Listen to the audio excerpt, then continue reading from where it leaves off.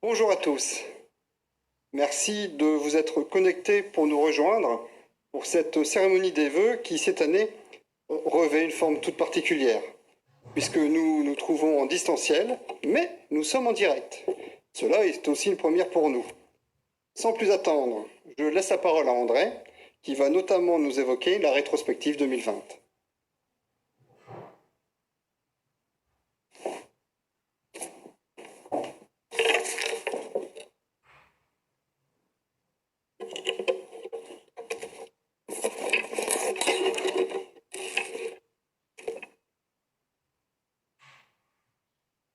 Mes chers collègues, mesdames et messieurs les agents municipaux, mesdames, messieurs, chères Auvergeoises et Auvergeois, chers amis, bonjour à toutes et à tous.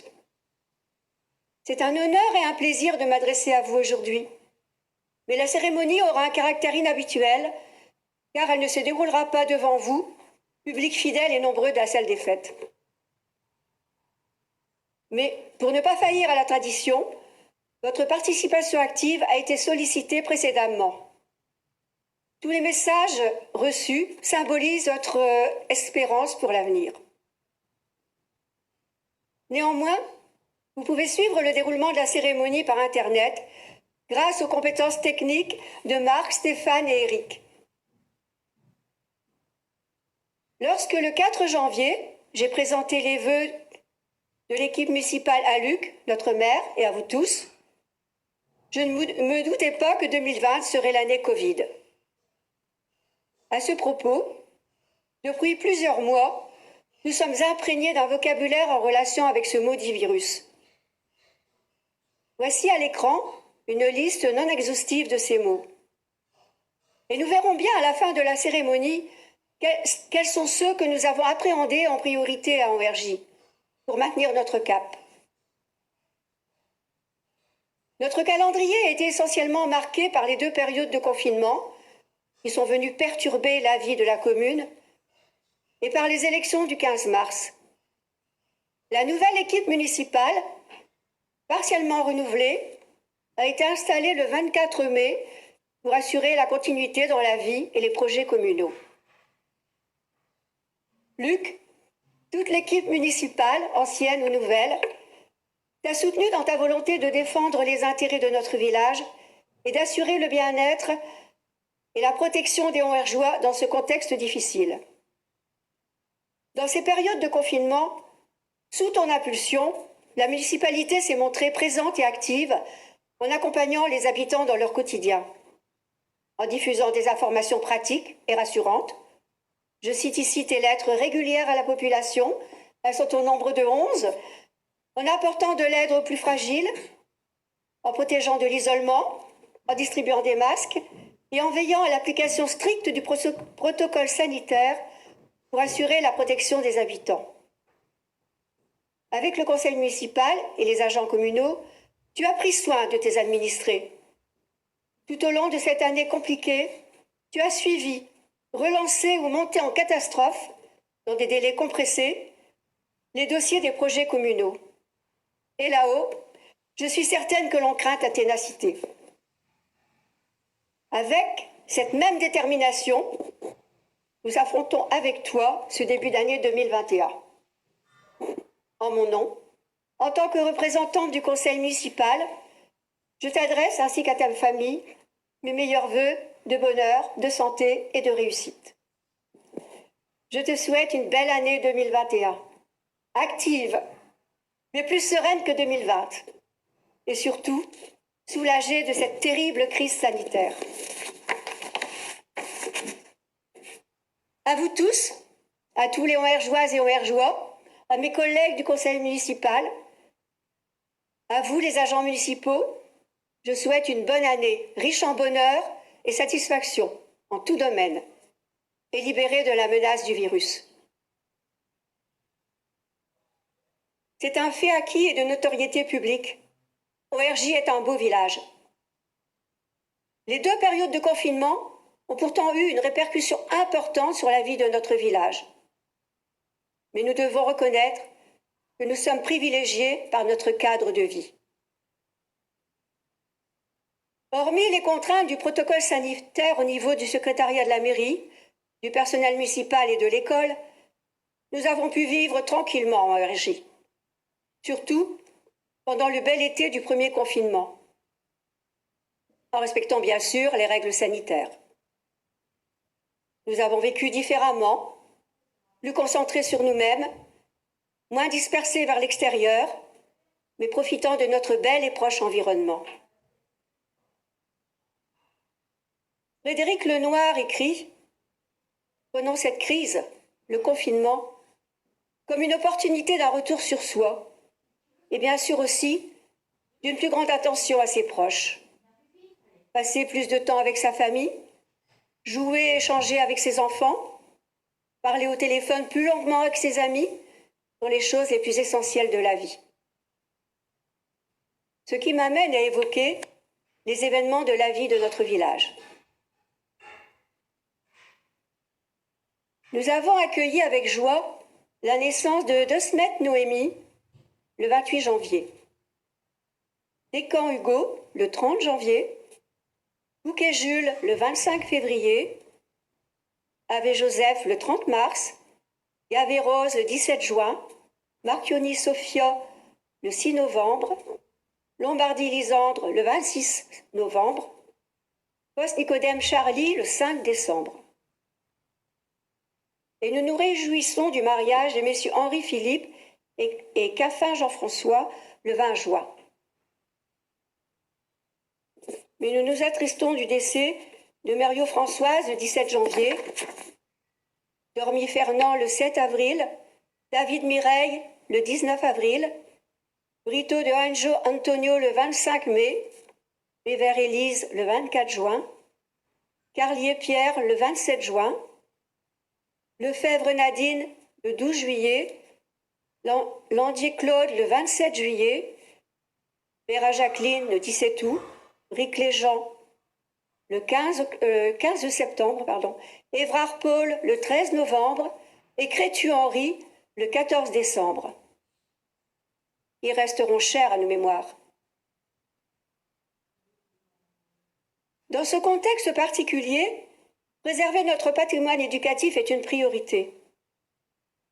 Notre école accueille actuellement un effectif de 58 élèves, effectif stable depuis 2011. L'extension des locaux scolaires est sérieusement envisagée. La semaine scolaire est maintenant organisée sur 4 jours. La municipalité offre aux élèves la possibilité de participer à des activités périscolaires gratuites. La garderie, la cantine et l'étude complètent l'accueil. Pendant le premier confinement, les élèves ont suivi l'enseignement en distanciel, les photocopies étant assurées par le secrétariat de la mairie. La reprise en présentiel a été organisée avec un protocole sanitaire strict. Et après les vacances d'été, la rentrée du 3 septembre a suivi un protocole allégé. Puis celle du 2 novembre s'est faite selon un protocole sanitaire renforcé. La municipalité a offert un lot de 4 masques lavables à chaque élève de plus de 6 ans. Enfin, les dépenses réalisées au profit de l'école pour cette année 2020-2021 s'élèvent à 7 034 €. Cette épée de Damoclès au-dessus de nos têtes a une lourde incidence sur les manifestations qui animent habituellement notre village. Certaines festivités n'ont pu avoir lieu. D'autres ont été aménagées, suivant le protocole en vigueur, pour sauvegarder notre vie sociale et le contact humain qui en découle. Pour entretenir ce lien social, les occasions de se distraire ont été préservées dans la mesure du possible. En février, un match d'improvisation théâtrale a animé la soirée à la salle des fêtes. Et le lundi de Pâques, les œufs n'ont pu être largués, mais Madame Lacloche a généreusement récompensé les dessins des enfants en déposant les chocolats devant chez eux. Puis en juin, la musique a été célébrée différemment. 3 groupes de musiciens et les comédiens de Forum Théâtre ont déambulé dans les rues selon la formule « J'irai jouer chez vous ». Ensuite, fin octobre, Halloween a pris la forme d'un concours terrifiant, organisé par l'association Sentier et Pierre Bleue. Le 4 décembre, Saint-Nicolas s'est attardé sur notre marché. Avant les vacances de Noël, le spectacle destiné aux élèves a respecté les règles sanitaires, puisque 3 conteuses sont intervenues respectivement dans les 3 classes pour éviter le brassage des groupes. Puis, sous l'œil bienveillant du Père Noël, les élèves ont reçu des cadeaux, brioches, chocolat, livres offerts par la municipalité et feutres par l'écritoire. Et le 25 décembre au matin, Père Noël a étendu sa distribution de chocolat à tous les enfants de ORJ. Entre-temps, il avait reçu leurs lettres déposées à la mairie. J'espère que tous les souhaits ont été exaucés. Mais les opportunités pour se cultiver sur place ont été moindres. Dans ce domaine, la bibliothèque s'est efforcée d'assurer le prêt de livres, celui-ci étant soumis aux fluctuations des protocoles. Suivant les règles du confinement, il était presque normal de ne pouvoir se rencontrer. Pourtant, dans le respect des règles sanitaires, le 13 septembre, le défi gaulois organisé à l'extérieur par le Rotary Club Bavet Forum fut une réussite, grâce au beau temps et à l'importante participation. Les marchés ont été maintenus avec, en garantie, un strict respect des gestes barrières. Les producteurs locaux se sont d'abord installés à la Jonquière de mars à septembre, puis autour de l'église Saint-Martin d'octobre à décembre. On pouvait y acheter notre bière, la Anvergeoise, au profit de la restauration de l'église. Le dernier marché, celui de Saint-Nicolas, a remporté un vif succès.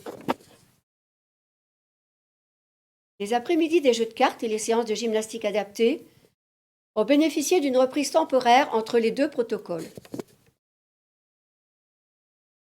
Malheureusement, nous n'avons pas pu nous réunir lors du traditionnel après-midi intergénérationnel pour la remise du colis des aînés. Ceux-ci n'en ont pas été pour moins gâtés, puisque ce colis festif leur a été offert à domicile par l'équipe municipale et les amis des aînés. L'année 2020, de par son contexte, a offert beaucoup d'occasions pour investir et soutenir, comme l'aide apportée aux personnes isolées, courses effectuées par des bénévoles et appels réguliers du secrétariat de la mairie pour éviter l'isolement, le soutien apporté aux artisans et commerçants fragilisés par la crise, les remerciements au personnel en première ligne, soignants, pompiers, enseignants, éboueurs et bien d'autres. Dans un souci de protection, en mai, des masques lavables ont été distribués par la municipalité aux habitants.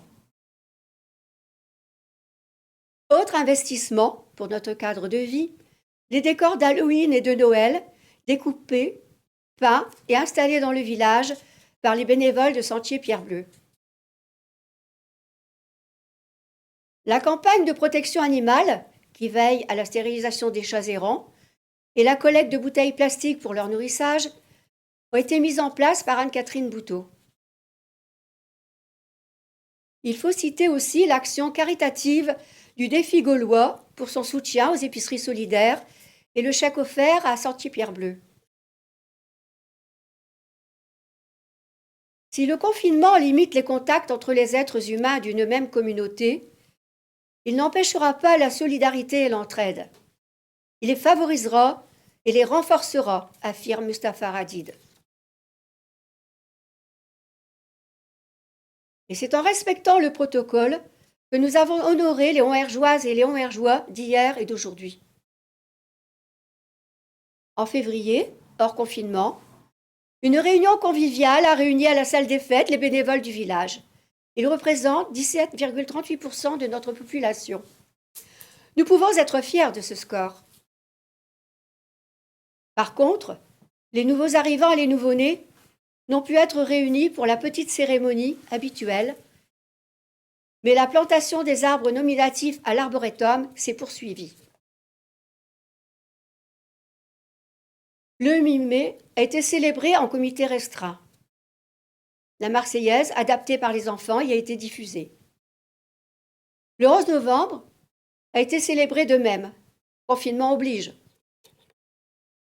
Et au 14 juillet, les élèves entrant en 6e ont reçu leur dictionnaire et le livre offert par la municipalité, ainsi que le chèque cadeau de l'association Plus pour les enfants. À ORJ, un sentiment nous anime tous. C'est l'espoir. Car selon Norman Cousin, l'espoir est la chose la plus importante de la vie. Elle procure aux êtres humains le sentiment d'avoir un but et leur donne l'énergie d'aller de l'avant. Pour aller dans ce sens, nous entretenons notre patrimoine, trait d'union entre le passé et le futur. L'année 2020 a vu l'achèvement des travaux de l'église Saint-Martin. Après la mise en sécurité du clocher, la grande dame blanche a été dévoilée pour la satisfaction de ses admirateurs. La crise sanitaire nous a obligés à reprogrammer l'inauguration initialement prévue le 20 septembre 2020 au 5 juin 2021. Et si ce n'est déjà pas fait, je vous invite à faire un détour par la chapelle Sainte-Philomène. Vous pourrez apprécier la qualité de sa restauration. Au fil du temps, elle sera nichée dans un superbe écrin de végétation organisée. Et nous profitons aussi de l'évolution des techniques de communication. La fibre entre chez nous pour, normalement, améliorer notre connexion Internet.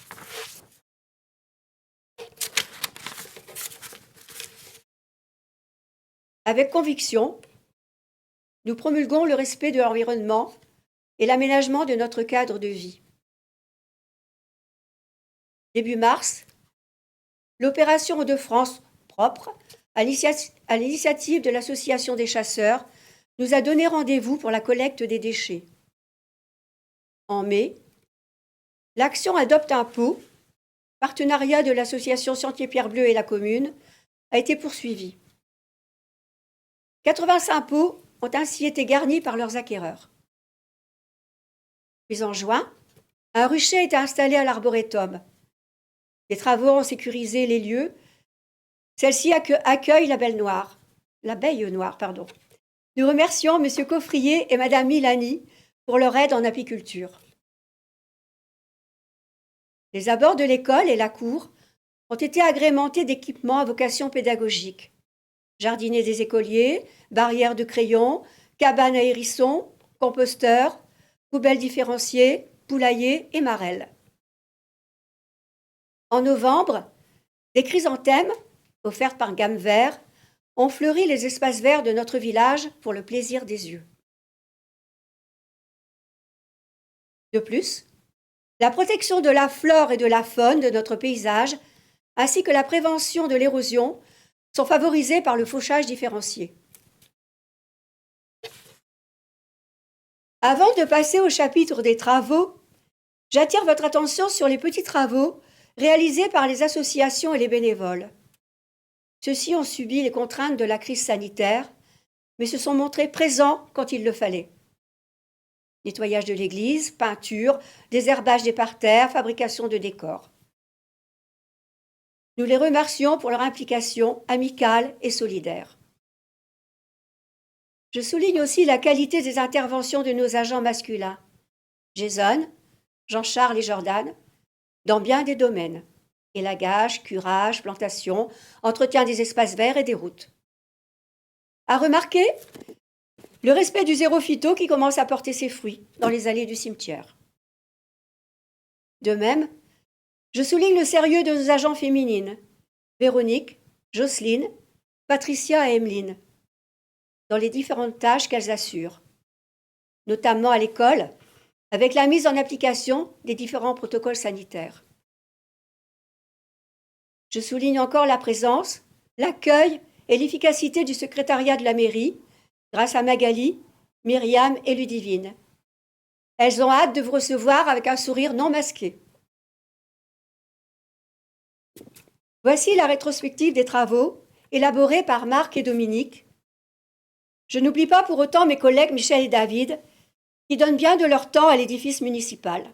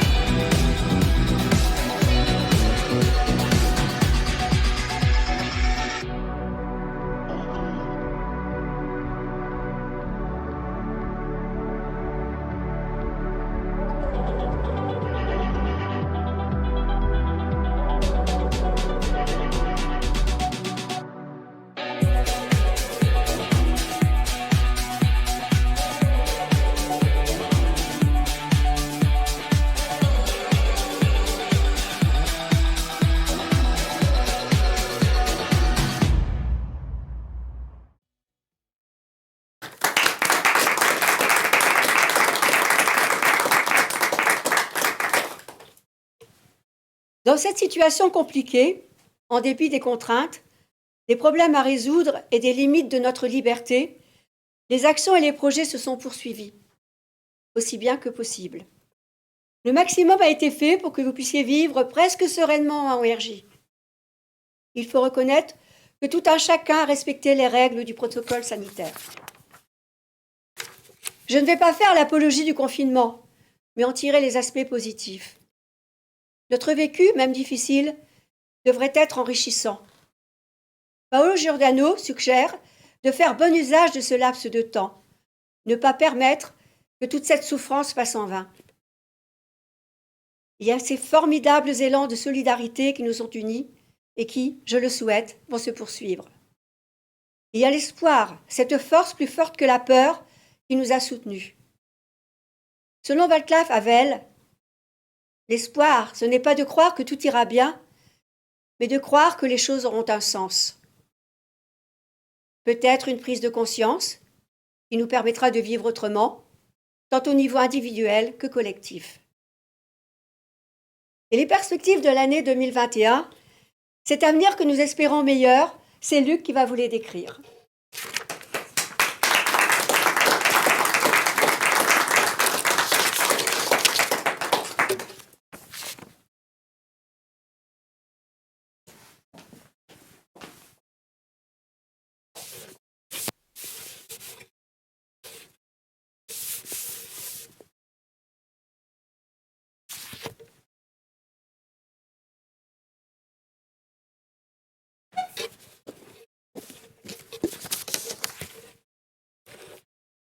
Mes chers collègues, mesdames et messieurs les agents municipaux, mesdames, messieurs, chers Anvergeoises, chers Anvergeois, chers amis et chers enfants, l'année 2020 s'est enfin achevée. Nous la regretterons pas. Très sincèrement, si on m'avait annoncé fin 2019 que nous allions vivre une pareille année, je dois avouer que je n'aurais probablement pas cru cette personne. En effet, l'année 2020 a été, à bien des égards, à la fois exceptionnelle, compliquée, mais également riche d'enseignements. Exceptionnelle tout d'abord, en raison de l'épidémie de coronavirus qui a touché le monde et par les mesures prises pour tenter de l'endiguer. Je veux parler, bien entendu, en premier lieu du confinement du mois de mars, puis du reconfinement du mois de novembre. Les fameuses attestations de sortie, le couvre-feu que nous connaissons encore aujourd'hui. Ces mesures qui sont venues restreindre quelque peu nos libertés individuelles au profit, nous l'espérons, de l'intérêt collectif.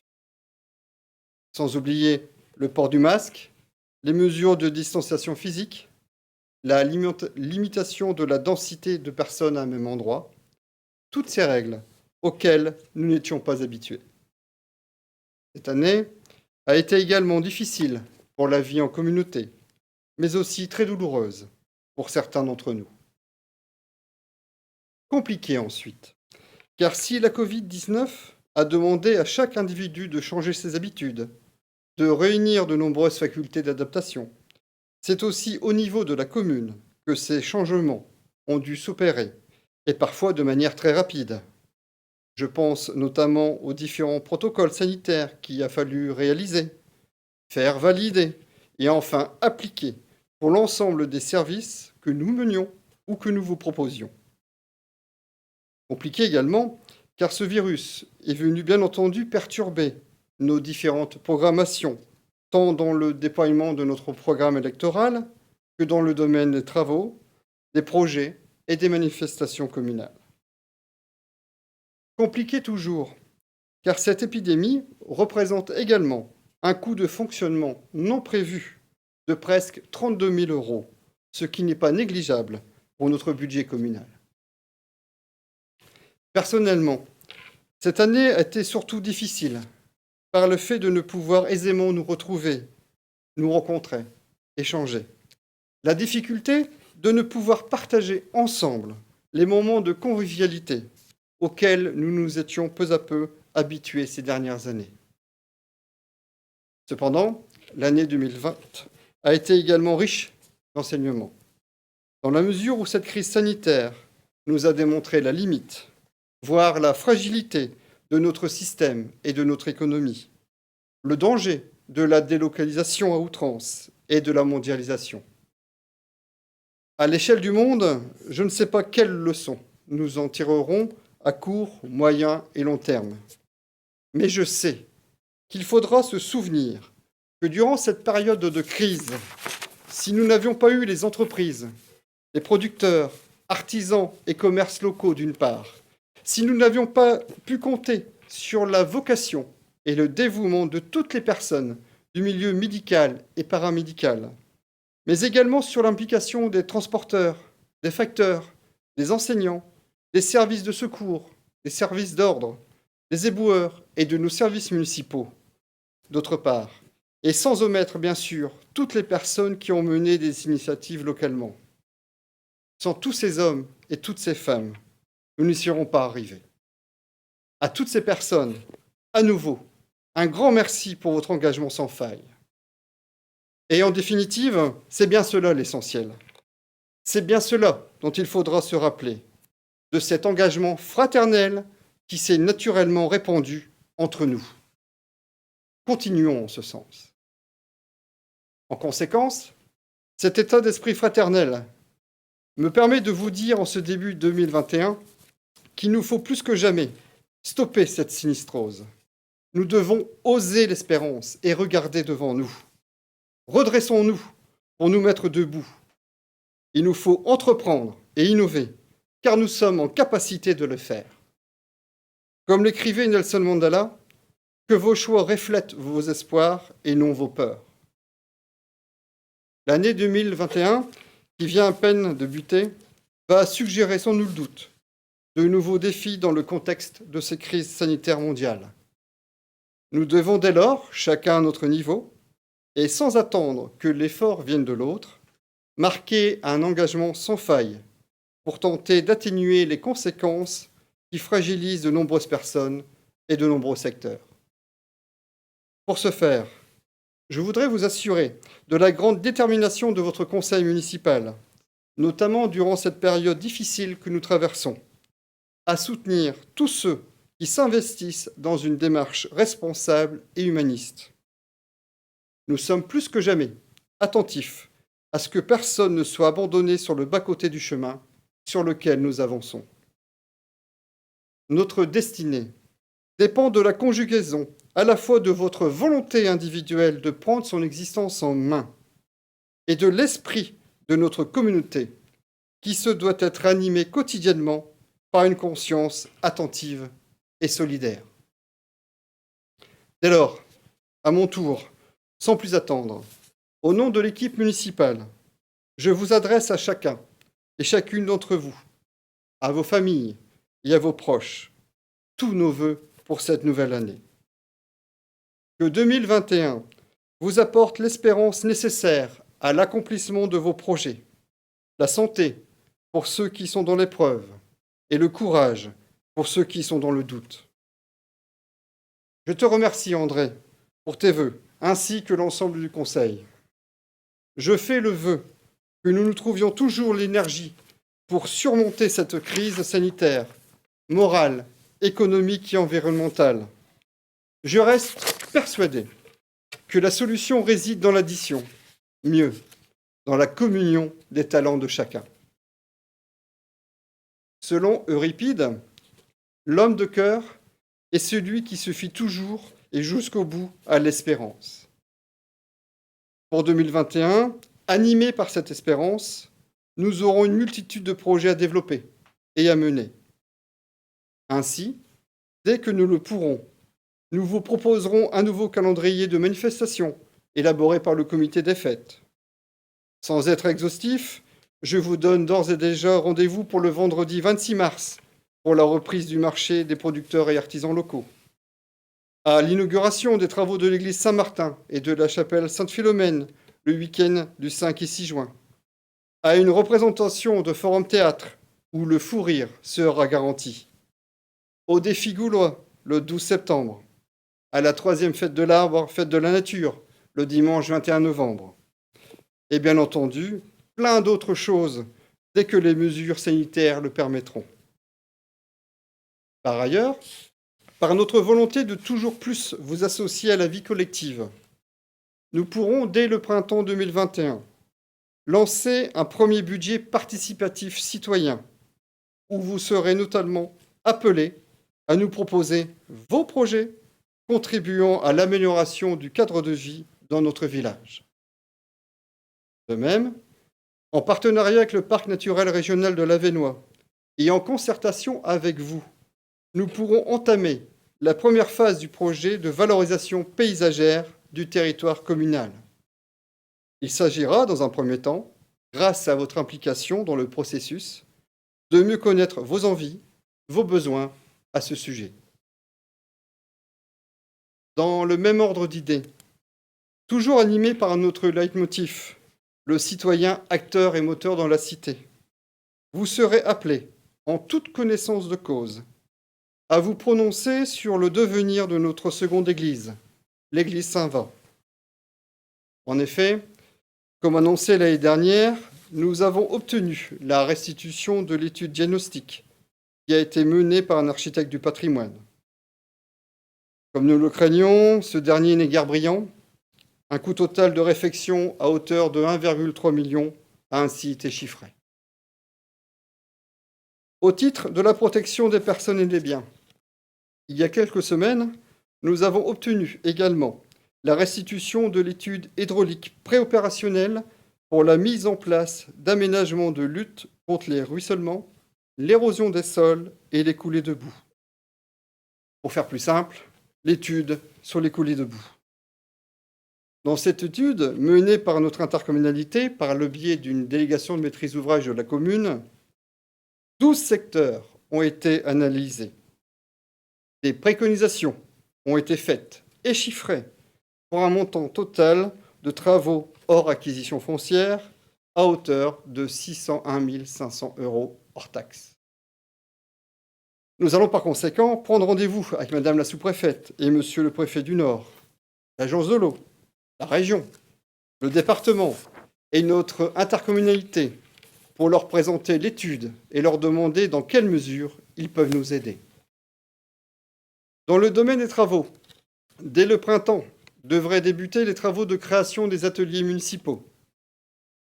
L'État, au titre de la DETR, nous accompagne financièrement à hauteur de 75 014 €, ainsi que le département pour 204 381 € et la communauté de communes du Pays de Mormal à hauteur de 15 000 €. Gageons que la région Hauts-de-France, de son côté, financera également ce projet d'équipement collectif.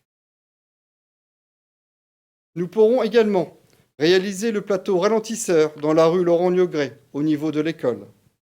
Cet équipement de sécurité sera financé par le département à hauteur de 25 000 €. De même, au titre du plan de relance de l'État et suite au diagnostic énergétique réalisé par le Parc naturel régional de l'Avesnois, nous avons déposé un dossier de demande de subvention nous permettant d'assurer l'isolation des bâtiments communaux, avec en premier lieu la rénovation et l'isolation de la toiture de notre école. Les autres bâtiments, tels que le restaurant scolaire, la mairie, suivront ensuite cette même logique. Dans la mesure du possible, une nouvelle allée sera créée au cimetière d'Ergy, avec la création d'un ossuaire et d'un caveau provisoire pour nous conformer à la réglementation. Concernant les travaux de réfection d'une partie de la rue Maxime Anciot, nous devons attendre la planification de Noréade quant à l'installation de l'assainissement collectif qui pourrait se réaliser cette année ou en 2022.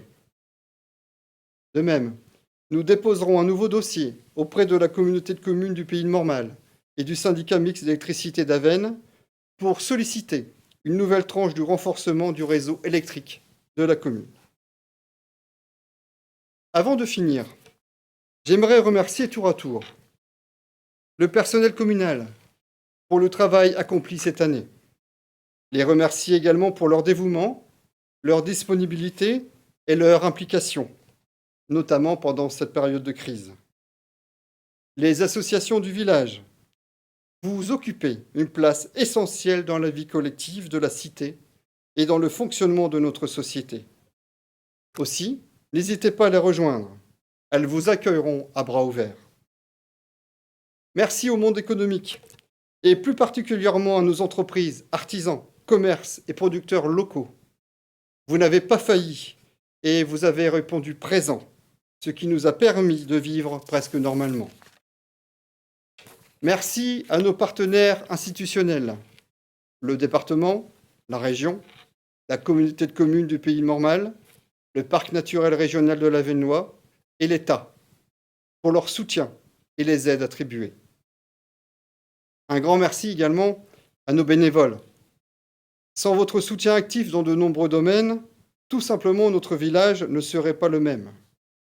Chacun d'entre vous, trop souvent travailleurs de l'ombre, vous êtes indispensables à notre communauté. À mes collègues, André, Dominique, Michel, Marc, David, Stéphane, Éric, Daniel, Marion, Maxime, Véronique, Sylvie, Justine, Hervé. Merci. Merci pour votre présence à mes côtés. Merci pour votre confiance. Merci pour votre soutien et votre dévouement. Aux petits groupes d'élus qui sont là juste derrière, sans qui la cérémonie de ce soir ne pourrait avoir lieu.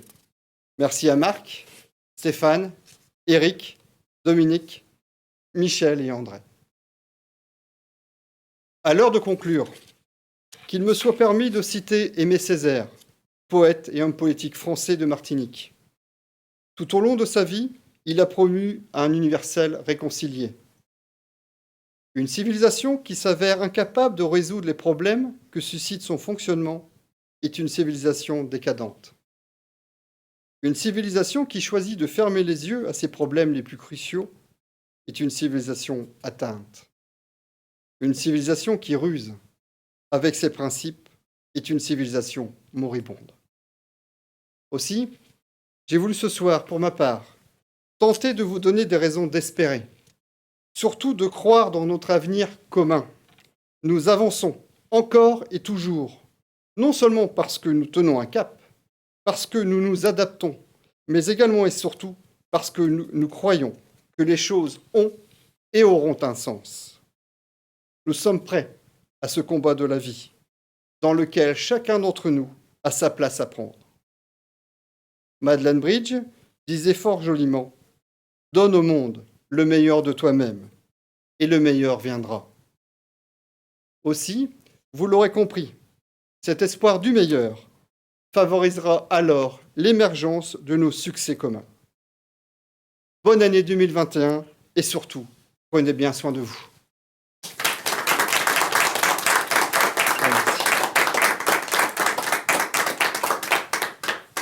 Donc vous avez vu, hein, j'étais beaucoup plus court que les autres années, mais ça sera la prochaine, je vais manger. Trêve de plaisanterie. Chaque année, à la cérémonie des vœux, nous offrons aux personnes présentes un petit cadeau en lien avec la thématique évoquée. En raison des règles sanitaires, ces vœux se sont déroulés en distanciel. Cependant, nous avons décidé de maintenir cette tradition. Et à partir de la semaine prochaine, nous aurons le plaisir de vous distribuer dans vos boîtes aux lettres ce sachet de graines.